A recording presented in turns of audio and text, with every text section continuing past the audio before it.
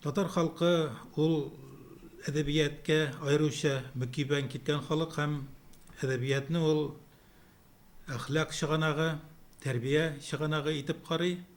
Менә шуңа күрә мин Казан утларында татар халкының язмышыннан айырып карарга ярамый дип уйлыйм. Һәм мин үземнең асылым белән оптимист кеше, шуңа күрә татар халкы яшәгәндә менә мондый безнең үткән гасырдан бирле чыгып килә торган махсус журналыбыз да яшәр дип уйлыйм. Чөнки безнең халык арасында әлбәттә пессимистлар да бар. Язма матбугат бетүгә таба бара, китап бетүгә таба бара дип әйтәләр. Әмма ул алай түгел. Китап ул кыямәткә кадәр безнең белән барачак.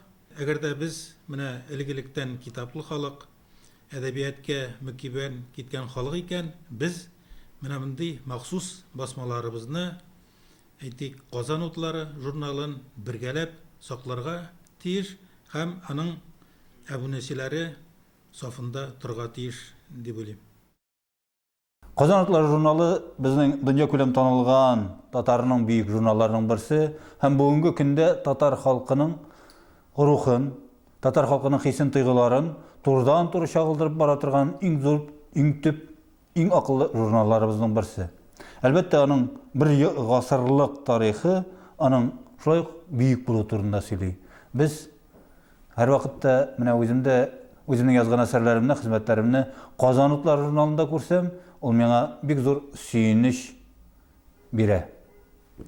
Алга таба да инде зур уңышлар теләп калырга кирәк Казан утларына. Бик еш кына монда эшләүче хезмәткәрләрне без университетка чакырып очрашулар оештырабыз. Алар белән аралашабыз. Ни өчен? Чөнки бу журнал бүгенге әдәби процессны билгеләү өчен, яңа язучылар белән танышу өчен зур чыганак. Әлбәттә, Казан утларының бүгенге көндә үзенең инде укучылары бар. Ул үзенең укучыларын тапкан затлы журнал. Еш кына үзебезнең студентларыбызның да мәкаләләрен, хезмәтләрен, үзебезнең мәкаләләребезне дә әлеге журналда күрәбез. Ул безгә стимул бирә, эшләргә, укырга һәм гомумән бүгенге чор әдәбиятын, язучыларын билгеләү өчен журналның әһәмияте бәхәссез. Казан утлары журналы белән мин балачактан таныш дип әйтер идем. Чөнки аны моңа кадәр инде безнең гаиләдә һәр вакыт алдырганнар Казан утларын. Ләкин инде шул 90-нчы еллар сәбәпле анда газеталар, журналлар килеп җитмәү сәбәпле бер ара тукталып торган иде. Инде мин мәктәптә укый башлагач, татар теле, әдәбият буенча олимпиадаларга йөри башлагач, сорадым инде мәктәп дәвәни, әйдә яздырыйк инде. Ул шатланып риза булды. Безнең әдәбиятыбызның иң яхшы үрнәкләре, хикәяләрнең дә, романнарның да, шигырьләрнең дә иң яхшы үрнәкләре Казан утларында басыла. Һәм шул иң яхшы үрнәкләр арасына язучы кешенең, шагыйрь кешенең үзенең дә килеп басылып китүе, үзенең дә килеп чыгуы, ул тагын да зуррак бәхет. Миңа мондый бәхет 2006 елны эләкте дип әйтер идем инде. Бу бәхеткә лаек булдым. Һәм минем өчен профессиональ әдәбиятка килеп керү кебек булды инде, дөресен әйткәндә. Казан утлары журналына да мен укыган чактан ук инде мәктәптә вакыттан ук таныш. Һәм инде шушы университетка килгәчтендә мин анда үткәргән конкурсларда, гомумән инде Ак җилкән конкурсында менә яңа гына оешкан, шул конкурста катнашып, шуның белән ныклап танышып, шушы журнал белән кызыксынып яшим.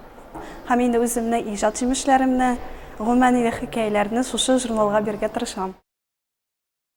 Татар кешесе өчен Казан утлары нәрсә белән чагыштырырга була инде бүгенге көндә. Заманда инде ул 100 мең тираж белән чыккан журнал. Аны укымаган кеше үзен бик уңайсыз хәлдә тоя иде. Ни өчен? Чөнки татар дөньясының әдәбиятын, сәнгатен, анда булган вакыйгаларны шушы журнал аркылы укып, карап бара иде татар кешесе. Нәрсә, заман үзгәрде, яшьләр инде интернетка күчтеләр. Журналга инде игътибар кимеде. Ләкин бер әйбер калырга тиеш. Без бит менә Чишмә суыннан эчәбез. Суларны краннан эчәбез, шулай бит. Миңа шул Казан утлары ул чишмә суы, краннан аккан су ул интернеттан аккан су.